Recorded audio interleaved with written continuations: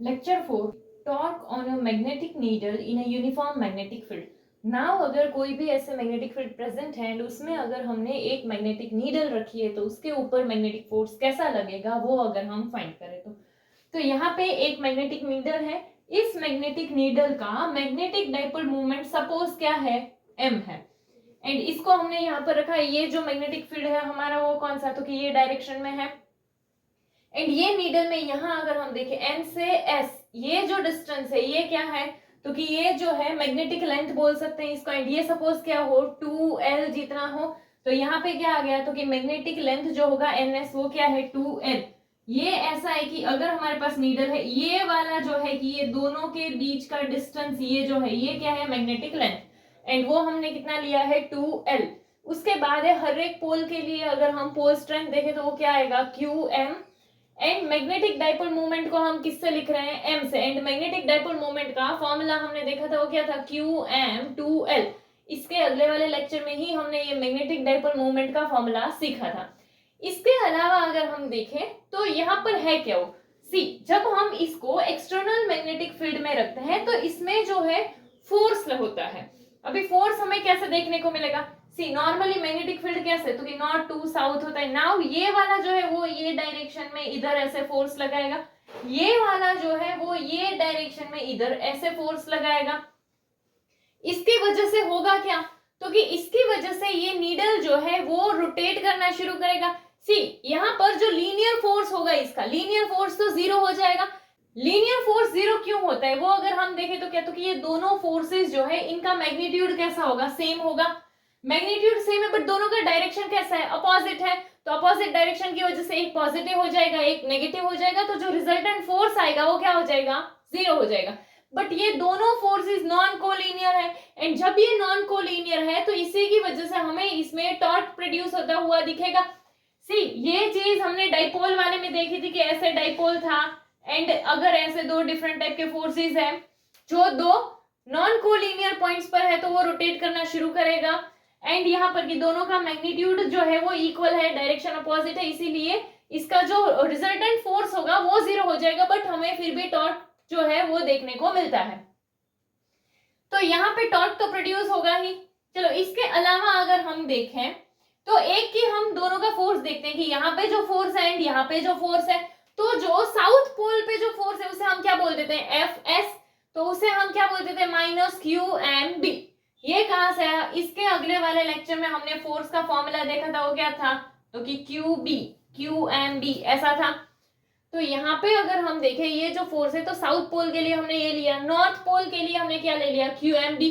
ऐसा क्यों किया, तो अभी मैंने तुमको क्या बोला, तो कि एक जो है वो पॉजिटिव होगा एक नेगेटिव होगा क्योंकि दोनों का डायरेक्शन कैसा अपोजिट है, तो इसको नेगेटिव ले लेते हैं इसको पॉजिटिव ले लेते हैं.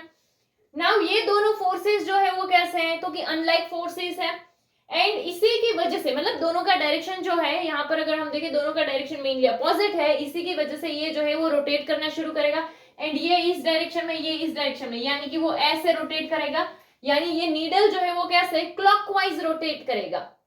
तो यहाँ पर रोटेट कर रहे हैं इसमें टॉर्क प्रोड्यूस हो रहा है. तो टॉर्क अगर हम देखें तो टॉर्क का फॉर्मूला क्या था, तो कि magnitude of force into perpendicular distance between two forces. तो चलो मैग्नीट्यूड ऑफ फोर्स, फोर्स तो हमें पता है कि फोर्स का वैल्यू तो यही है but perpendicular distance between two force यानी परपेंडिकुलर यानी 90 डिग्री के हिसाब से होना चाहिए. तो ये दोनों के बीच का परपेंडिकुलर डिस्टेंस फाइंड करना हो तो इसको यहाँ से ऐसे एंड ऐसे लेंगे.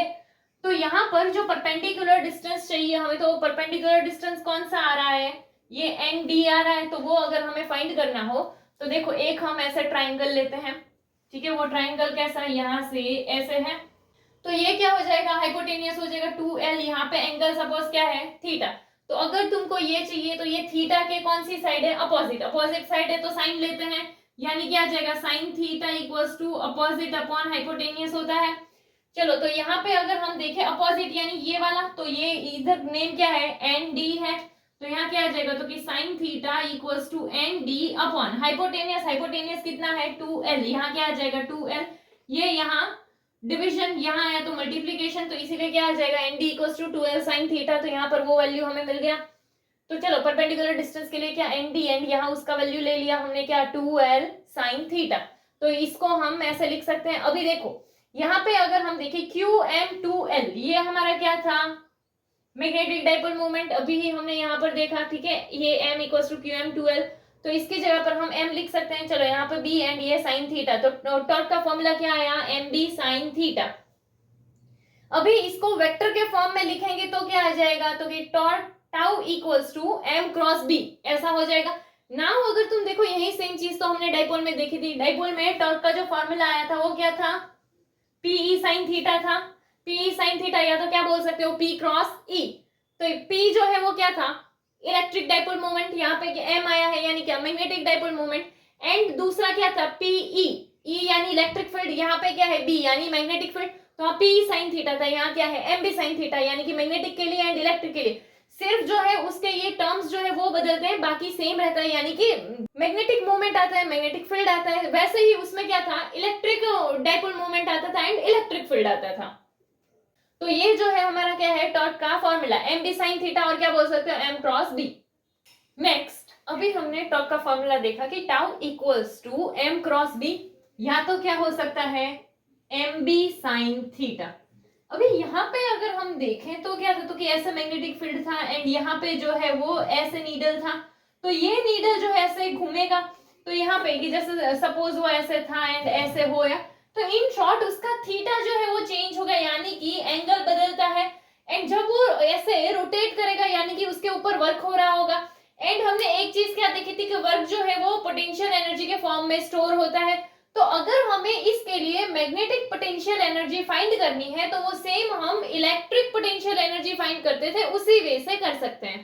सी, हमने इलेक्ट्रिसिटी में टॉर्क जो फाइंड किया था वो क्या था, PE साइन थीटा, एंड इसके बाद हमने जो है पोटेंशियल एनर्जी फाइंड किया था, तो सेम वे हम मैग्नेटिक पोटेंशियल एनर्जी भी फाइंड कर सकते हैं, बट यहाँ पर मैग्नेटिक पोटेंशियल एनर्जी में भी होगा क्या, तो कि जो वर्क है वो पोटेंशियल एनर्जी के फॉर्म में स्टोर होगा, तो इसीलिए अगर हम वर्क देखें तो जो है एंगल चेंज हो रहा है एंड टॉर्क है, तो इसीलिए जो वर्क होगा वो किसके हिसाब से होगा, तो कि टाउ एंड थीटा के हिसाब से होगा, एंड फिर वही पोटेंशियल एनर्जी के फॉर्म में स्टोर होता है, तो हम डायरेक्टली पोटेंशियल एनर्जी के लिए करें तो क्या आएगा, तो कि टाउ थीटा डी थीटा आएगा, क्योंकि एंगल जो है वो चेंज हो रहा होगा। एंड यहाँ पे ये UM क्या है, मैग्नेटिक पोटेंशियल एनर्जी।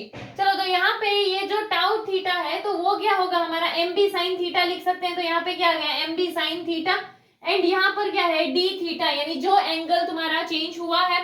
सी, ये इंटीग्रेशन है, इंटीग्रेशन क्योंकि चेंज हुआ है, ठीक है, कि पहले तुम्हारा एंगल कुछ होगा फिर तुम्हारा एंगल कुछ होगा, तो ये हम फाइंड करें तो यहाँ पे लाइक लिमिट लगा सकते हैं कि जो तुम्हारा एंगल है एंड जो एंगल आया, like you can say θ1 and θ2, जैसा हमने फर्स्ट चैप्टर के लिए किया था। तो यहाँ पे अगर हम देखें तो ये MB जो है वो तो कांस्टेंट निकलेगा, एंड यहाँ पर थीटा है यानी कि थीटा के रिस्पेक्ट में ही इंटीग्रेशन होगा, तो सिर्फ किसका इंटीग्रेशन होगा, साइन थीटा का होगा, तो ये MB जो है वो कांस्टेंट का कांस्टेंट निकलेगा, साइन थीटा का इंटीग्रेशन क्या होगा, माइनस कॉस थीटा, तो यहाँ पे कॉस थीटा एंड ये क्या कर दिया माइनस, तो इसीलिए क्या आ गया minus MB cos theta, and इसको हम ऐसे भी लिख सकते हैं कि माइनस M डॉट B।